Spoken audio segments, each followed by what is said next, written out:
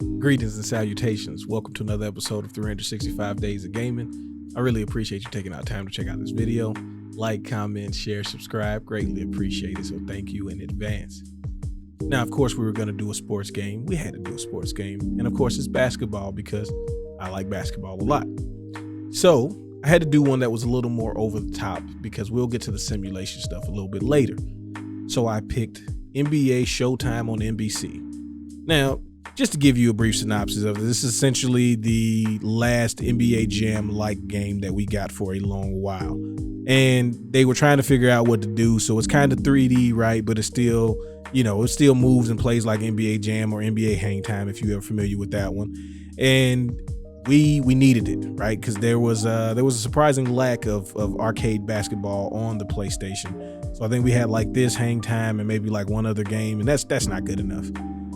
But it was a game that was really fun. It was all about, clearly just like the old days. It was running, jumping, dunking, have fun, shooting from all kind of crazy spots on the court. But they tried to add like the little crossover stuff, and there was a lot of good 1 and 2 star type of teams, even if one of the people wasn't a star. So you get these rosters full of like the most prominent players on each team, and you get to go out and try to win. And the game isn't super heavy on defense. You can play defense, but the one thing I always remembered about this game was like, if you don't have like Shaq or Mutombo, you're not blocking dunks. You just get it out your head. It's not going to happen. But it had the NBC thing, which for a long time was like, this is what basketball is. So you start the game up, you hear the theme song. At the end of each quarter, they do the rotating camera and you hear the song playing. And it was always just like, it stuck to the theme of the NBA on NBC. So we really enjoyed that. Plus you have all the other stuff from NBA Jam. Like you got the dunks where they go super high in the air. You got the fire mode if you can make 3 shots in a row without having someone block it. You also have like, if you had a multi-tap, you could play 4-player action, which was really cool because we did, and we definitely played that. And you could keep your records. You put your username in, and you just put your pin in because you don't want nobody taking your stuff, and you get to play on your card or your profile, and you could create a character, and as you played the game, it would ask you trivia questions that give you bonus points to your created character if you wanted to do one, which we really did do a lot of. But this was really just a fun game. It was something that we could jump in and get into. Of course, we were still trying to make it competitive, even though we're playing an arcade game, but that's just because that's how we were in my household.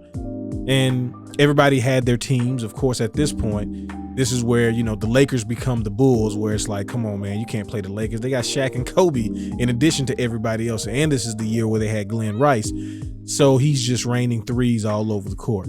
But I mean, you had all of these emerging stars like AI, Vince Carter, Ray Allen, KG, Tim Duncan. Like this is when the new wave, in addition to, the dynasty of the Lakers, was starting to come in.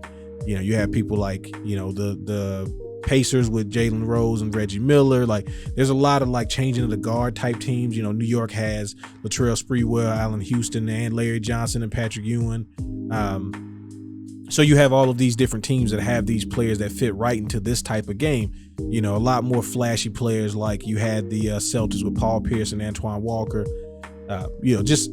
Even my Heat had a little bit. They didn't have as much power as I wanted to at the time. Like we had Alonzo Mourning and we had Tim Hardaway, but this is like pre Monster Mash and Eddie Jones and like Brian Grant, and like we're not getting the team quite where we want it to be just yet. And it's definitely before we get Shaq and D Wade.